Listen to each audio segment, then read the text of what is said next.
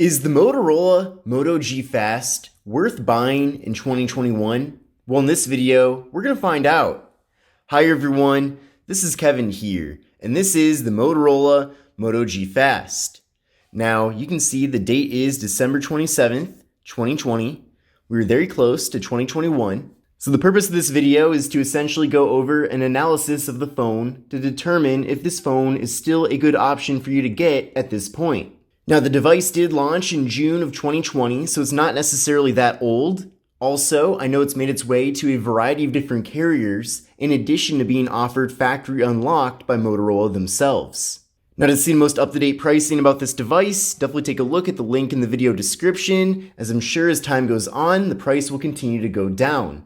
But one thing's for sure, I feel like this phone definitely offers a lot of value, especially because we're getting the Qualcomm Snapdragon 665 with the device.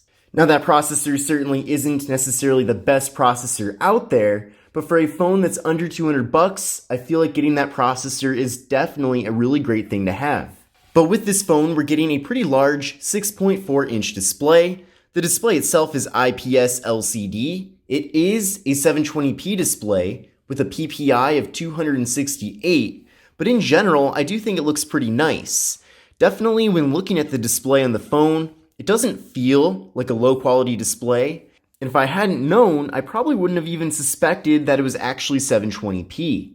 Now, the aspect ratio of the display is 19.5 by 9, and we're getting an 82% screen to body ratio. So in general, we're getting pretty small bezels all around. The bottom bezel is a little bit on the thicker side, but in general, the whole design of the phone is nice and practical, and there's definitely not really any wasted space. Now, taking a look at the top part of the phone, you can see up in the upper left corner, we do have the hole punch for the front-facing camera, and the front camera on this device is 8 megapixels. Now, internally, with the Moto G Fast, we're getting 32 gigabytes of internal storage, along with microSD card expansion. Now, I do wish that we did get more internal storage than 32 gigs. However, if you are looking for more storage, then maybe consider going one step up and getting the Motorola Moto G Power. Now, since getting this phone, I've installed a variety of my favorite apps on it, and I've taken photos and videos, and done other stuff as well, and you can see that at this point, I've used 60% of the internal storage. Now, a good portion of the storage that's being used does go to the system software, so keep that in mind as well. But again, if you think you're going to be using quite a bit of storage, then either get a phone that has more internal storage or consider getting a microSD card to pair up with this phone. Now, there's no wireless charging with the Moto G Fast, but we do get a fingerprint sensor on the back. So let's give that a try right now. There we go, very quick. Let's try that out one more time.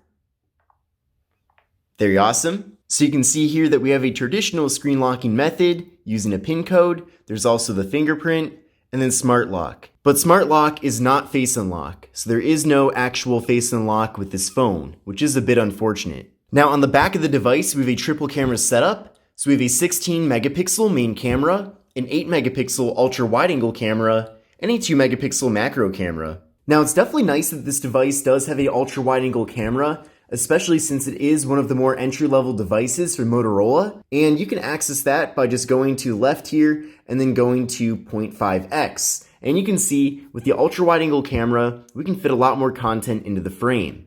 So that does look nice, and then the main camera is also very good as well. Then from here, we can switch over to the macro camera so we can take very close-up images that are still in nice detail.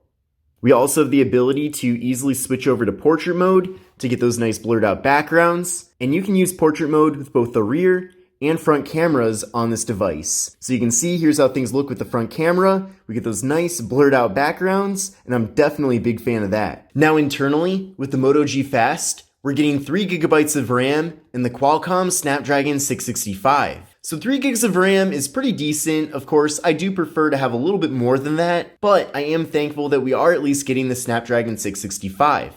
As I mentioned earlier on in the video, that's a pretty decent processor, and especially if you end up getting this phone for under $100, there aren't really too many other devices in that segment that offer that powerful of a processor. Now, I did run a benchmark test using Geekbench 5 with the phone, and I'll show you the score from that right now.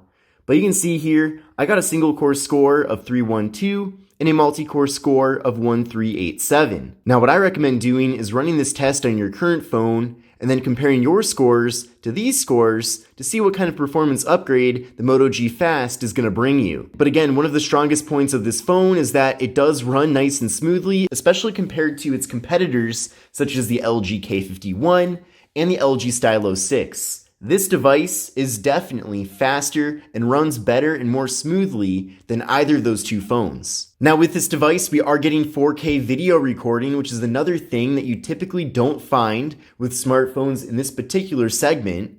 We also get 1080p video recording with the front camera, so again, very nice to see. And if you do want to learn even more about the photo and video quality from this phone, then definitely take a look at my full review video here on the channel. Now with this device, we're getting a 4000 milliamp hour internal battery, so a decently large size battery, and the phone does support 10 watt fast charging. Now that's not necessarily that fast, but I suppose it is a little bit better than 5 watts. Now the software on here, at least at this point, is still Android 10. I believe Motorola has committed to giving this phone Android 11, but I don't know when that's going to be actually happening. Now another feature that this phone does lack, unfortunately, is NFC. So if you are wanting to make mobile payments using NFC, then you're going to have to get a different phone. But let's now take a closer look at everything that comes included here in the box. So you can see Moto G Fast. Let's open this up and see what all we get here. So we get some literature here.